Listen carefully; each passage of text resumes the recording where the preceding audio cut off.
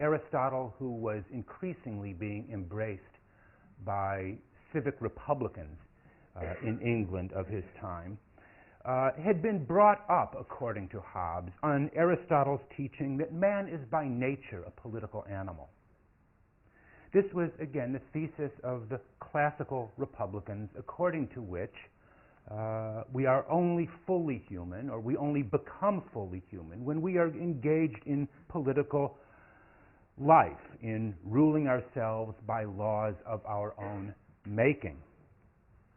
This was a doctrine that Hobbes attributes to many of the teaching, much of the teaching at the universities of his age. And it is precisely this desire to be self-governing, you might say, to rule directly, to have a direct part in political rule, that Hobbes saw as one of the great root causes of civil war.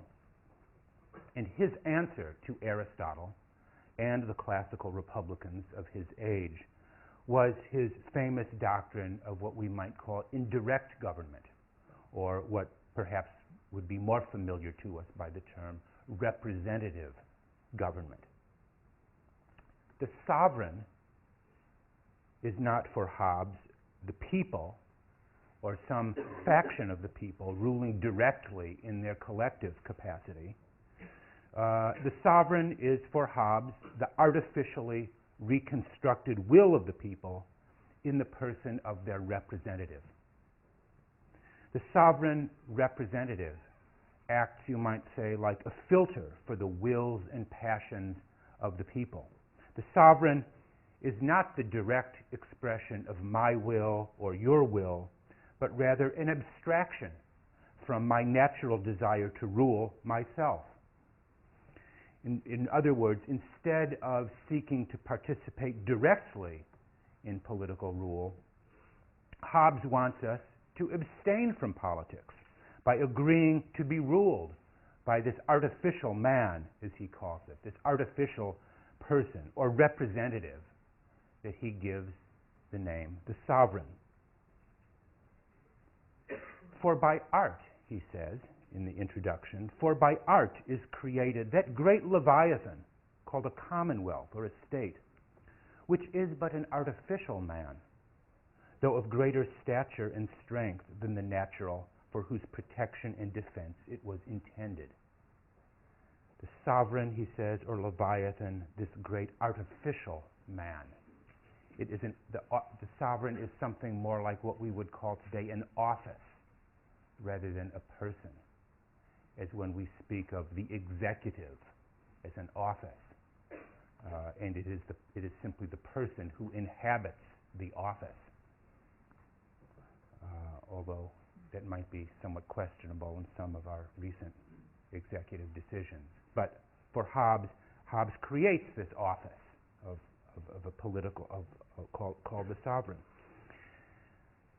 Now, his language in that sentence that I just read from the introduction, for by art, again, is created that great Leviathan called a commonwealth or a state. When Hobbes uses the term art there, for by art is created, that term is deeply revealing of his purpose.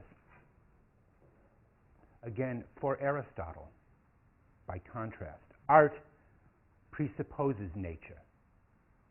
Or in other words, nature precedes art. Nature supplies the standards, the materials, the models for all the later arts. The city being by nature, man by nature. Nature provides the standard. Nature precedes art and human artifice or human making. But for Hobbes, think of this by contrast, art does not so much imitate nature, rather art can create a new kind of nature, an artificial nature, an artificial person, as it were. Through art, again, is created the great Leviathan. Through art properly understood, and by art, of course, I mean something like human making, human ingenuity, human artfulness. Through art, we can begin not just to imitate, but we can transform nature. make it into something of our own choosing.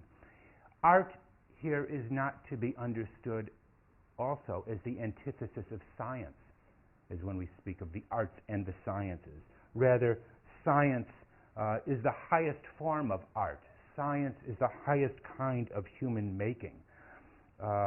Science, or what Hobbes simply calls by the name reason, is simply the fullest expression of human artfulness. Reason, he says in chapter 5, reason is not as sense and memory born with us.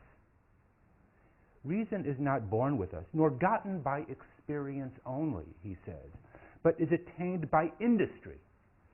First, in apt imposing of names, and secondly, by getting a good and orderly method. Now think of those terms. Reason, and again he uses this synonymously with other terms like science or art, is not simply born with us. It is not simply a genetic endowment, nor is it simply the product of experience, which Hobbes calls by the name prudence.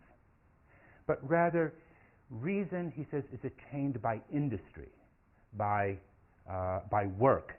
And it's developed first, he says, by the imposing of names on things, the correct names on things, and second, by getting a good and orderly method of study. Reason consists in the imposition of a method for the conquest of nature.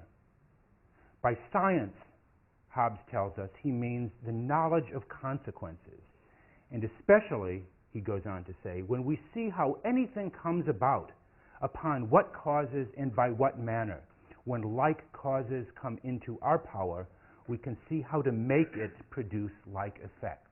We can see how to make it produce like effects. Reason, science, art is the capacity to transform nature by making it, imposing on it a method that will produce like effects after similar consequences. There is, in other words, a kind of radically transformative view of reason and knowledge and science, political science, civil science, running throughout Hobbes's work. Reason is not about simple observation, but rather it is about making, production, or as he says, making like consequences produce the desired effects.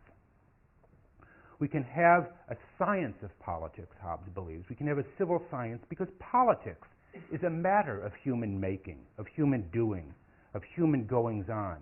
We can know the political world. We can create a science of politics because we make it. It is something constructed by us. Hobbes's goal here is, as it were, to liberate knowledge, to liberate science from subservience or dependence upon nature or by chance, by fortuna, by turning science into a tool for remaking nature to fit our needs, to impose our needs or satisfy our needs through our science. Art, and especially the political art, is a matter of reordering nature, even human nature. First, according to Hobbes, by resolving it into its most elementary units, and then by reconstructing it so that it will produce the desired results, much like a physicist in a laboratory might. This is Hobbes's answer to Machiavelli's famous call in chapter 25 to master fortuna, to master chance or luck, fortune. But you might say Hobbes goes further than Machiavelli. Machiavelli said in that famous chapter 25 that the prince, if he's lucky, will master fortuna about half the time, only about 50% of the time. The rest of human action, the rest of statecraft will be really left to chance, luck, contingency, circumstances. Hobbes believed that armed with the proper method, with the proper art or scientific doctrine, that we might eventually become the masters and possessors of nature.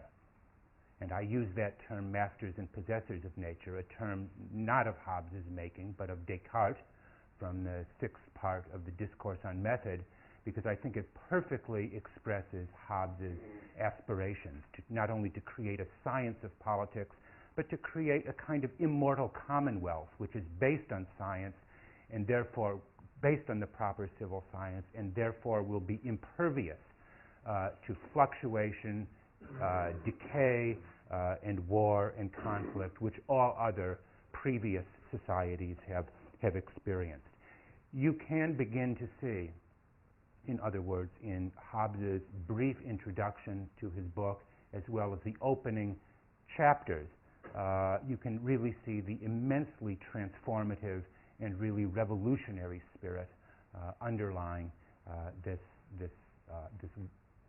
amazing book.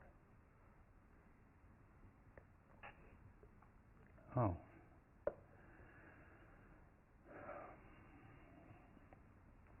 So where do we go from here?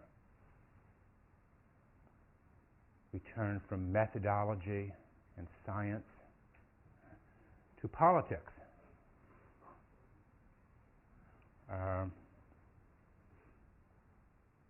What is Hobbes's great question? Always important when reading, starting out with a new book, asking yourself, what question is the author trying to answer? What is the question? And that's not always easy to answer, because sometimes they don't always make their deepest or most fundamental questions altogether clear. In the case of Leviathan, I would suggest to you,